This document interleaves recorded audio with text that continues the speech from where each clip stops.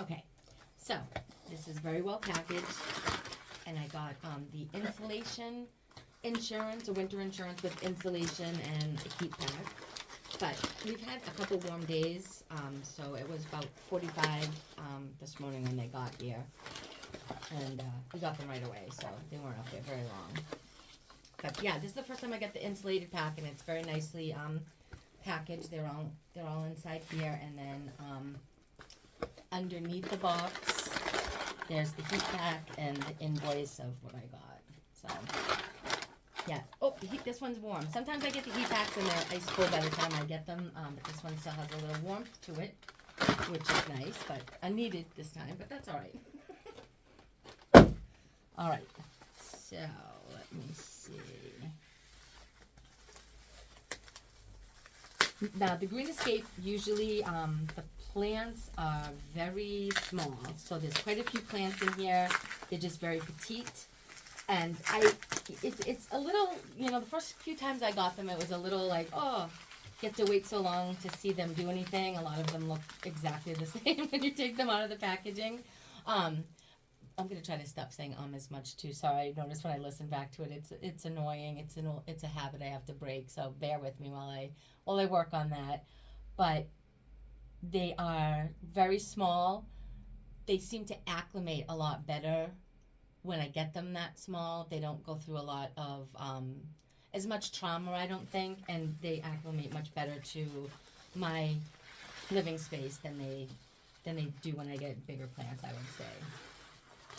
Although I have quite a few humidifiers running in here because it's very dry in this house, especially in the winter. So there are quite a few humidifiers running at all times.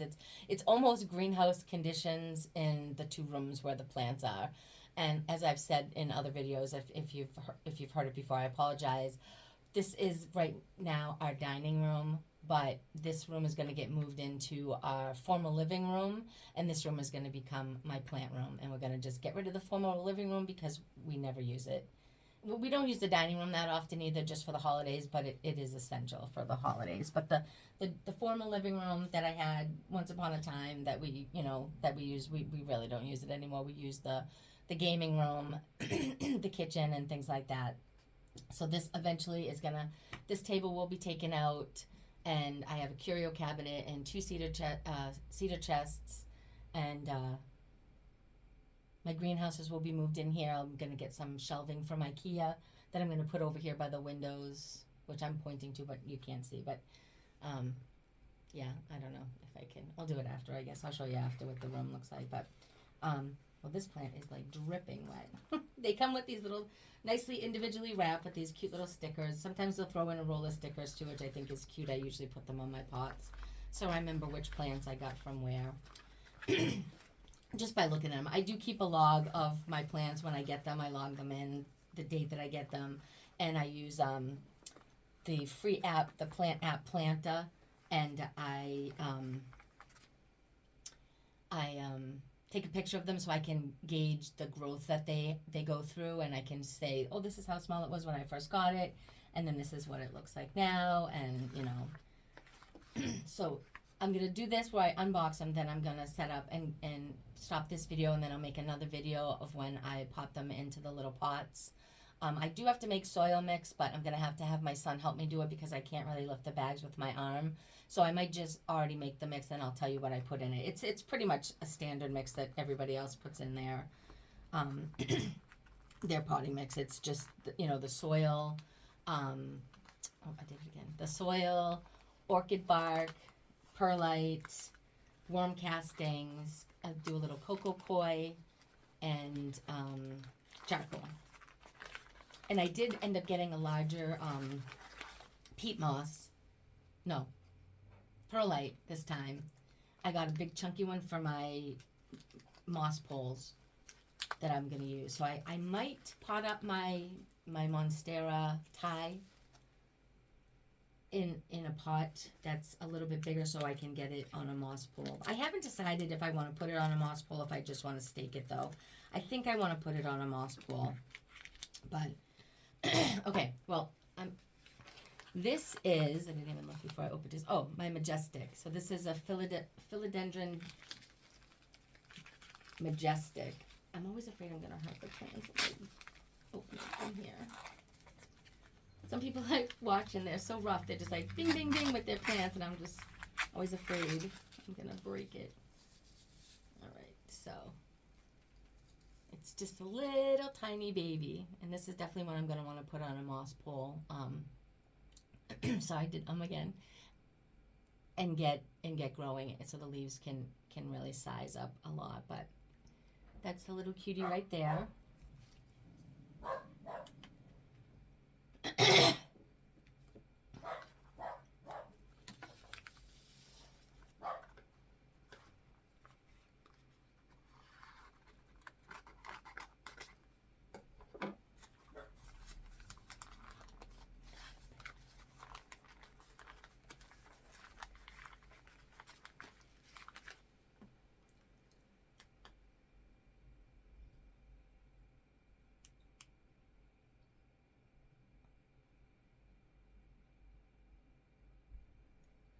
Oh, sorry, I just thought I had paused you.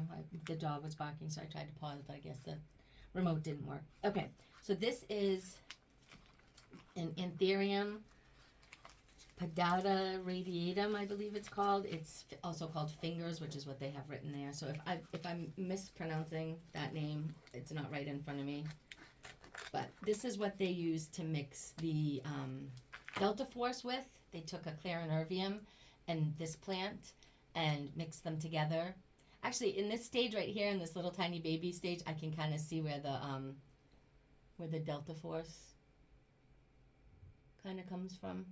When it's got the fingers and it grows out, I had a hard time like seeing where it came from. I was like, oh, that's interesting. I would have thought it was the pterodactyl, which this is also in, but you can see this one is kind of separated a little bit. So you can see where it's got the fingers are starting. But so yeah, there's this little baby. I